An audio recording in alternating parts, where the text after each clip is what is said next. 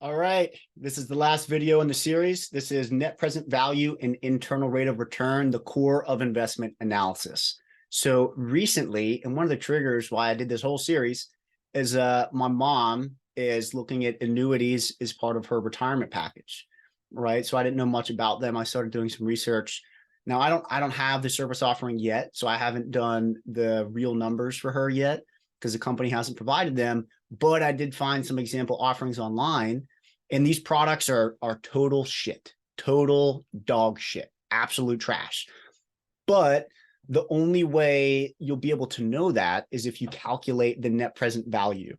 So I'm just going to go through what NPV and IRR are, and then I'm going to show a little spreadsheet I showed in the last video. This is so easy to do, so easy to calculate this. But so net present value is the current value of a future stream of payments, right? And it's like NPV and discount rate, which I covered in the last thing. They're all like basically the same thing, but it's just saying like, hey, if I have a promise of future cash flows in the future, right? Like, hey, this venture capital firm is promising a 3x multiple. It's probably going to be distributed in years 7, 8, 9, 10.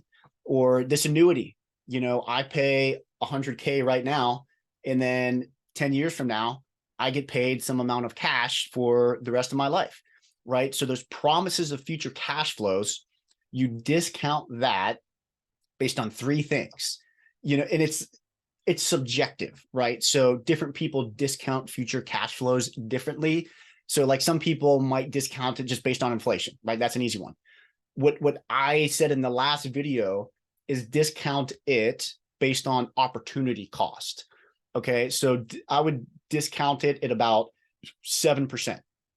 I discount my future cash flows at 10% just because I have really easy access to 10% funds that, in my opinion, are really low risk. All right. But so when you discount, and it's a really easy number, it's like, hey, if I'm going to get cash flows in 1 year, then I want to remove 7% of whatever that number is. And that is what it's valued at right now, right? So then the next year it's going to be, I'm going to discount it based on 2 years. So it's a really easy calculation. The IRR is very similar. It's basically just your ROI, but it incorporates time, right? So as an example, in my portfolio, in the first video I covered, I'm going to start sharing my screen now. Sorry. All right. My annualized projected ROI over this 25-year time period is, the gains I made, which is 12 million I made, that I'm projecting to make 12,260,000 are the gains. That's the profit, divided by my initial contribution, 100,000 divided by 25, right? So the ROI is 490%, right? And be like, oh my God, you'll never find that deal. And you're right. You're not going to find an IRR at 490. But that's why this is not as good of a measure as the internal rate of return. So the internal rate of return considers the time horizon. And you can see the formula here. You just go equals IRR and you highlight the cash flows. Like the only tricky thing you have to do is like in your contribution, have this first one as negative. So it literally, this formula is you just highlight the cash that you get back. It's really easy. It's like if in the first year I pay 100 grand, I make 10 grand here, blah, blah, blah, blah, blah. I make all this money. In year 21, in this example, I stop reinvesting, right? The reason why these cash flows are really low is because I keep reinvesting that capital.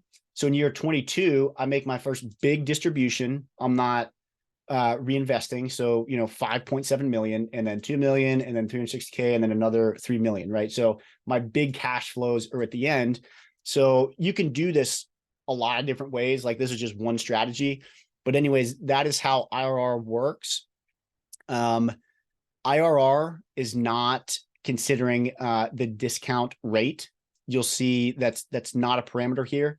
It's just it kind of just picks up on the time horizon of when you're investing.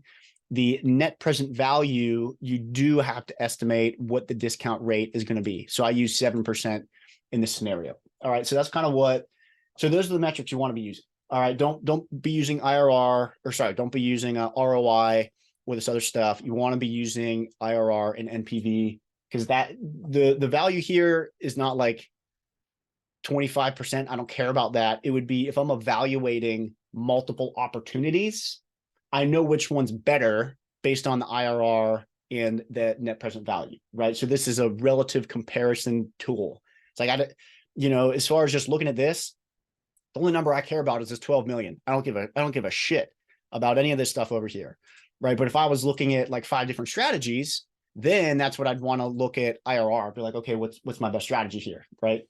Okay, so now let me go over to this example I did. So I covered this in the last video. I'm doing it twice because I think it's really important.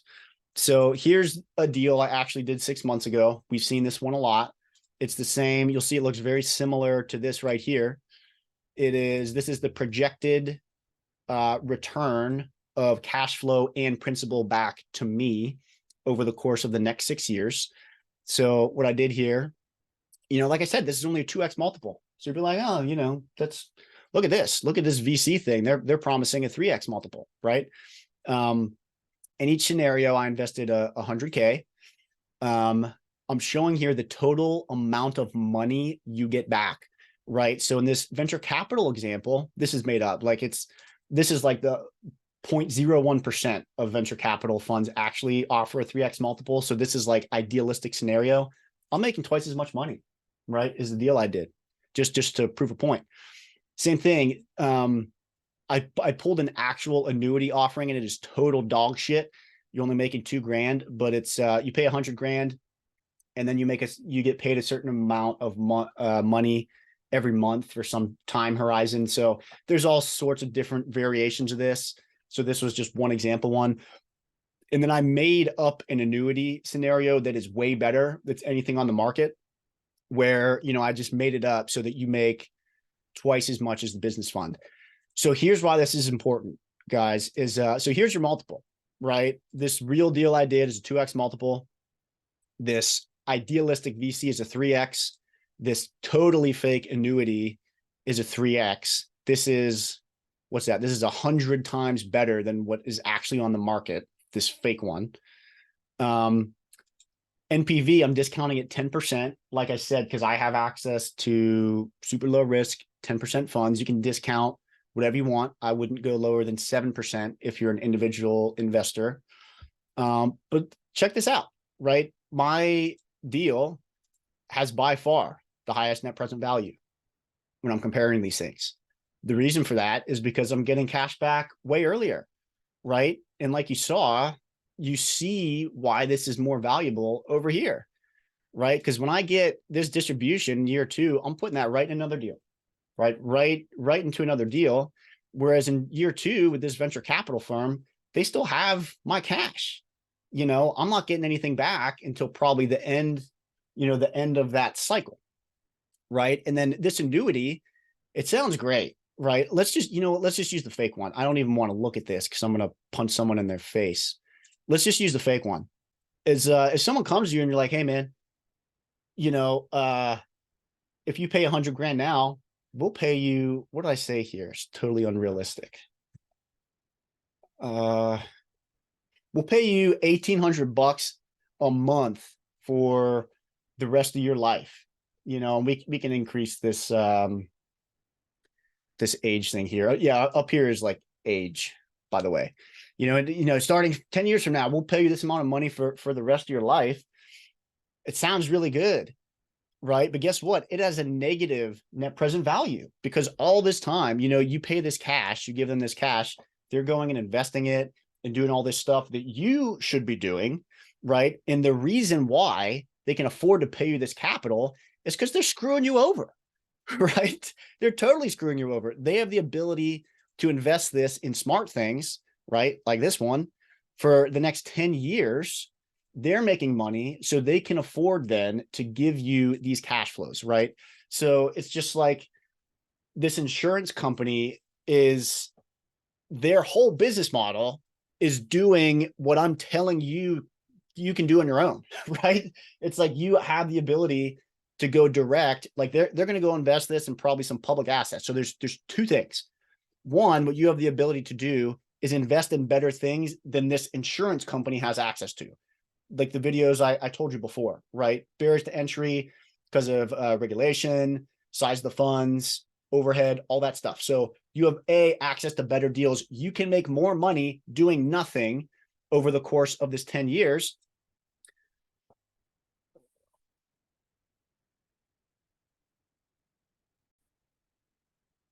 Technical issue. So you have access to better deals than this insurance company. So you can make more money over the course of these 10 years. And then B, they're investing during this time. They're using your cash, right? So it's like, you could be doing that too, right? It's just like, do what the insurance was going to do, and you will be able to pay yourself more than this insurance company is going to pay you, right? So it's just, this is just a total shit. Even this fake one is a totally shit deal. But so anyways, that's why NPV is really important. You can see how you do it here, guys. I already covered it, but it's just like, put in the cost is a negative cash flow, and then have your positive cash flows here, and then just type in equals NPV. You've got your discount rate, and then you've got, you know, the range, and you can do IRR as well if you want. If you are struggling to get whatever product you're thinking about into this format, just let me know. I'll help you out. Like what a lot of these are going to look like if you're in like an index fund, it's going to be, you know, whatever this is. And then what you want to do is for your retirement, actually, you know, think about your distributions. You know, the easiest way to do it like an index fund is just to pretend like you're going to get your whole distribution when you retire. That's probably the most fair, as opposed to the actual distribution you're planning on doing. The reason why the latter is not as accurate is because you're going to have some amount of equity still in there. So the easiest way to do that for like an index fund would be like, hey, here's, you know, I'm going to put 50K into it and whatever. I'm 35. So we're going to, you know, do something like this. How many sales do I got here? Let's just say I start receiving distributions when I'm 59. Let's just say like, oh, hey, these people are telling me 50K is going to grow to like, I don't know, 350,000. I'm just making stuff up. And then you just do something like equals NPV 0.1. Whoops. And then you got your range here. I have to take out that other 50,000 in a sec. Take this out. So there you go. My net present value is about, you know, 240K. So I would, you know, evaluate that if this was like an index fund, because you're not getting distributions this whole time. That's how I would do it. So anyways, this is the last video in the series, guys. Hopefully this is showing you and reinforcing why you want to be thinking about this stuff, because it is possible to get access to these alternative investment opportunities. So be thinking about that. I can help connect you with people there. We talked about diversification in your retirement accounts, and especially for those of you looking to retire, here's a really easy way to break down different financial services assets just down to brass tacks, right? Cash in, cash out. That's what I keep saying. Break it down to cash in and cash out, and evaluate that via NPV against other things that you might have access to. All right, so I hope this helped. If you have any questions or comments, I would love to hear them, and happy investing.